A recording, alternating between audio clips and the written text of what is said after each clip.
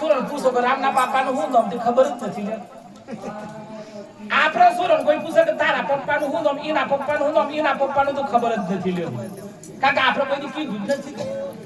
Sorrow આજકાલ sorrow આપણે mummy પપ્પાને પગે લાગીએ તો છોકરો લાગે, આપણે પગે ના લાગીએ તો લાગે જ નહીં.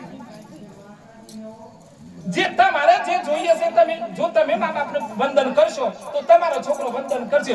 જેવું વાવશો એવું ગણશો. જય શ્રી કરની જય શ્રી પર તમે કોઈને માન આપશો તમને માન મળશે.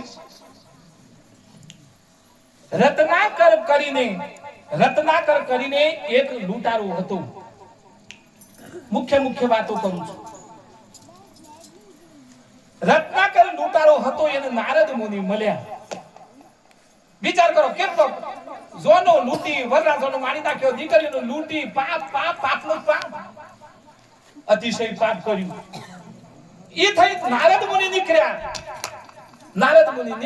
નારાયણ એમ કીધું અને કે એ સાધુડા ઉભો રાખ્યો. રત્નાકરે ઉભો રાખ્યો કીધું આલો હું સર કીધું કશું નથી અમારે જોડે તો કરતાલ સન તંબુરો સન નારાયણ નું નોમ સર અભી હું આલે કીધું ગમે તે આલવું તો પડે. કીધું કશું નથી આજ છે કીધું હું આલુ પણ એક વાત કરું તું શું કરું ધંધો હું કરું એટલે એને કીધું કે હું તો બસ આ લૂંટું છું, લોકોને લૂંટવાનું કામ કરું છું.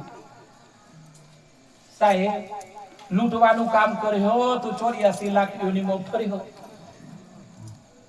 નીતિથી જીવ્યો તો કોઈ પ્રશ્ન નથી, કોઈ પ્રશ્ન પણ નીતિ તો છોડતા જ નહીં બાપા, નીતિ નહીં છોડતા. રત્નાકરને ગુરુએ કીધું કે તું તાર ઘરવાળીને પૂછ્યા કે તું આ પાપ કરે છે તાર ઘરવાળી ભાગીદાર છે.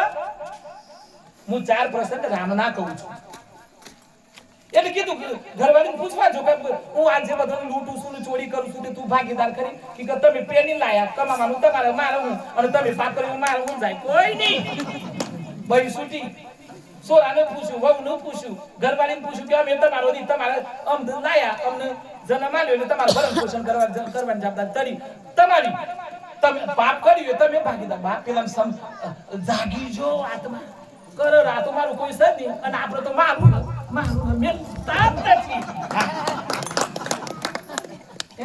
મારું અને મારું કરતા પાછા પણ એ વાત પૂરી કરી નાખો. પછી પાછો આવ્યો અને કહ્યું કે ભાઈ તાર ઘરવાળી તારી થઈ કે કોઈ ના થયું, તું તો શેનું જોર કરતો હતો કે બાપજી કોઈ નથી મારું. અને પછી એ વખતે એમને ગુરુ બનાયા અને રામનો મંત્ર આલ્યો અને સાહેબ રામ ભજન કર્યું. સાહેબ રામ ભજન કર્યું અને રામ કરતા એ વાલ્મીકી બન્યા, વાલ્મીકી ઋષિ બન્યા અને એમને આખું રામાયણ લખ્યું. જો લવકુશ નતા જન્મ્યા એ આપેલા રામાયણ લખી કાઢ્યું. રામ બોલવાથી આત્મજ્ઞાન થાય, રામ બોલવાથી શાંતિ મળે.